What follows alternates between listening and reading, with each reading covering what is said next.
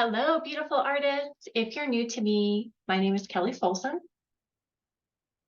I am a professional artist. I've been painting for 15 years full time, supporting myself through art. And I am an online art instructor. I've been running my art life school for the last how many years? 5, 6 years, something like that.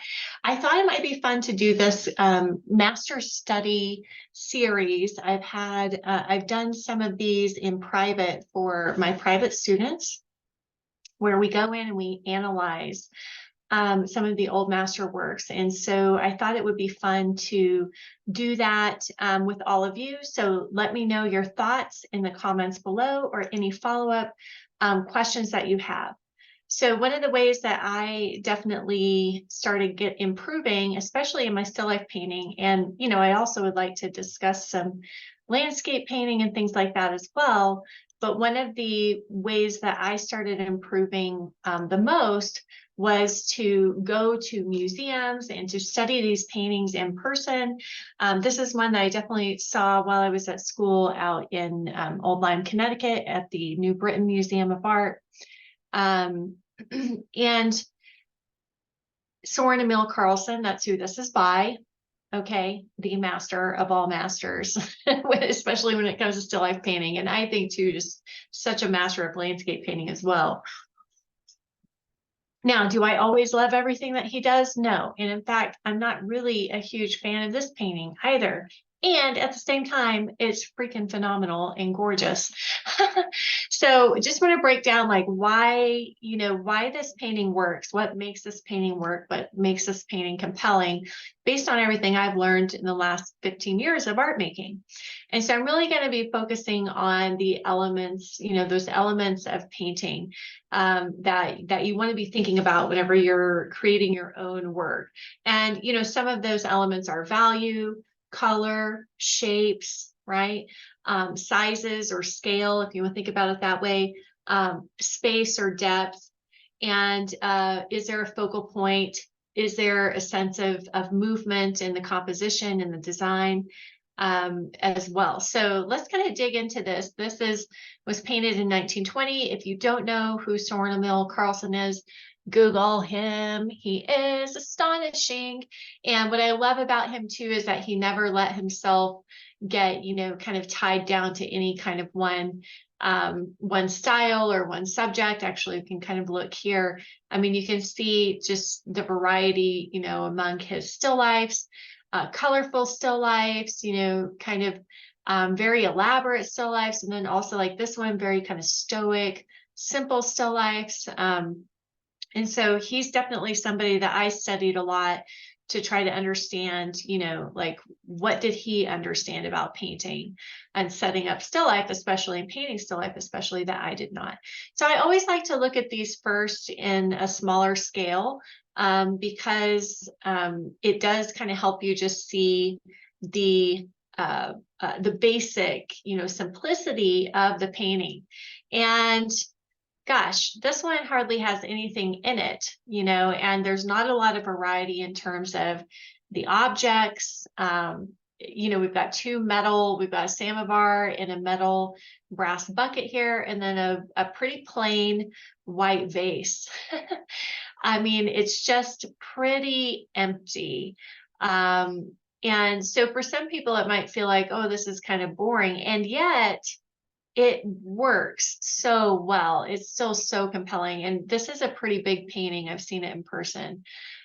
So why does it work? So first, let's just look at, what he's doing, number one, with color, right? So, and specifically color temperature, because you wouldn't really say that the background is a color, but it has enough blue in it. There's enough blue in that gray where, it's contrasting with the gold in the brass pieces here.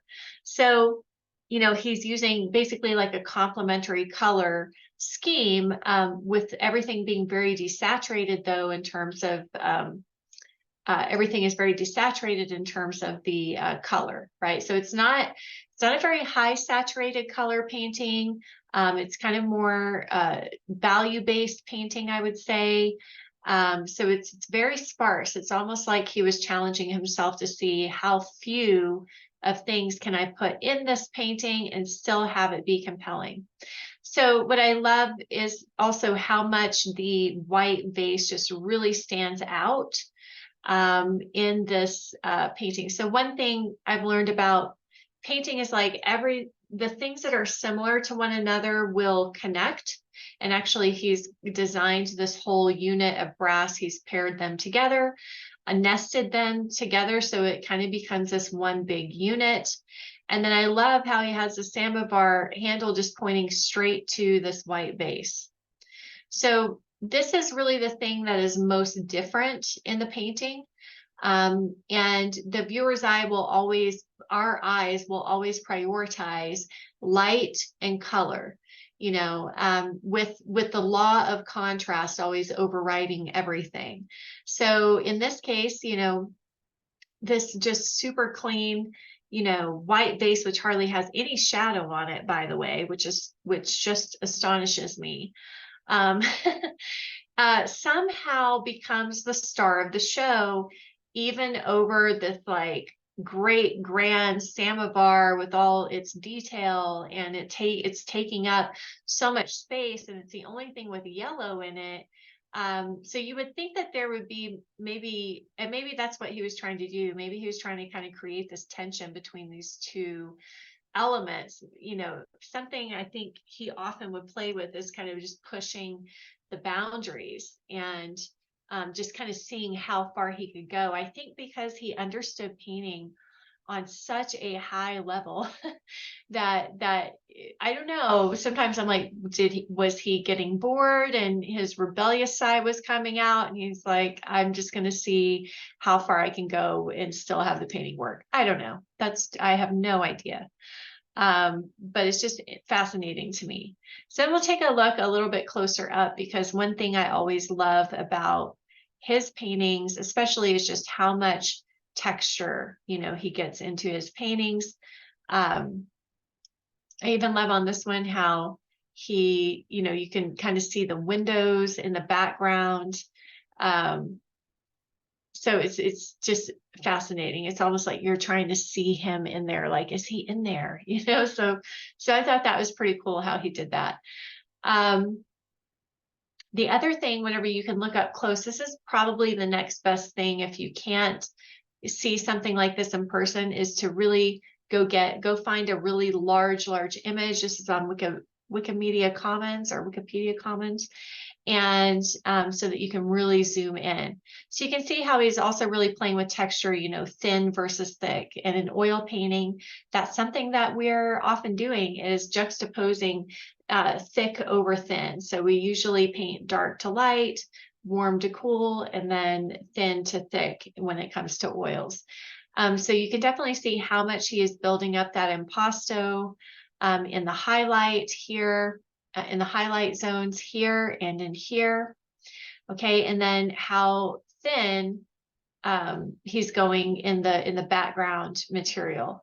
And I love how he's using his background cool. And now that we're up close, you can really see like how cool that color actually is. And I'm going to try to stick with these as much as I can for ones that I've seen, but I might do some more ones I haven't seen. But the problem with the ones that I haven't seen is, like, you know, just not knowing how accurate the color is. But regardless, I know that he's doing the cool background to make the background recede, because warm tones tend to come forward more to our human eye, and yellow generally is one of the most aggressive, you know, coming forward colors, a really warm yellow. So I love how he's pushing back this back plane here with using the cool of his background color. And you can see a lot of that cool, and even kind of this kind of gray green here showing up in the turning plane before the shadow. So that's one of the ways that he's getting depth, right? That's one of the ways he's getting depth in his picture. The other way is just by creating space. You know, he's creating a lot of space here by not having all of these objects just so like crammed close together, and you know, creating this little backlight on the tabletop plane and utilizing the cast shadow to illustrate that, hey, this is in front of the other object. So just by having something a little lower down on the picture plane here, he's creating that really nice depth of space. I love that. I also love how, everything is really simple. The background is assigned a color and a value. The vase is one simple color and value. The brass pieces are one color and value. And so everything has its own individual identity, which I think is really important when it comes to painting. It's super easy to like get things too complex or too broken up. But what I love too is that he integrates everything. So everything does get a kind of like a singular identification in terms of what is the value, what is the local color, what is the saturation of that color. But then he also integrates, his cool into his warm and also his warm into his cool. So you can really kind of see that like in the background with these little notes of warm and like, again, some of these notes of cool that are in the brass bucket as well. Layering, we've got kind of warm notes and cool notes in the tabletop plane also. The other thing is just his attention to detail in the right places. Although everything might look super detailed here, he's actually, I feel based on 15 years of painting that he's really putting detail where it matters the most. So putting more detail on like the front, spout here, and then he's losing detail like on edges back here and then edges here. So he is, playing with like sharp edges versus soft edges in various places. And he's doing it in the areas that matter the most, the areas that he wants them to come forward the most to create both more form and also create more of a focal point. So yeah, I think this is really an amazing piece. You can't go wrong with studying Soren Emil Carlsen. All of his work is just incredible, even the ones that maybe are not his most masterful pieces. So I highly recommend that you check him out and just go through and try to understand like why does this painting work? What makes it work? Really breaking down those elements like we just did to try to figure it out for yourself. And then take what you learn and apply it to your own paintings. Okay, I hope that this has been helpful. Wishing you all happy painting. Until next time, bye for now.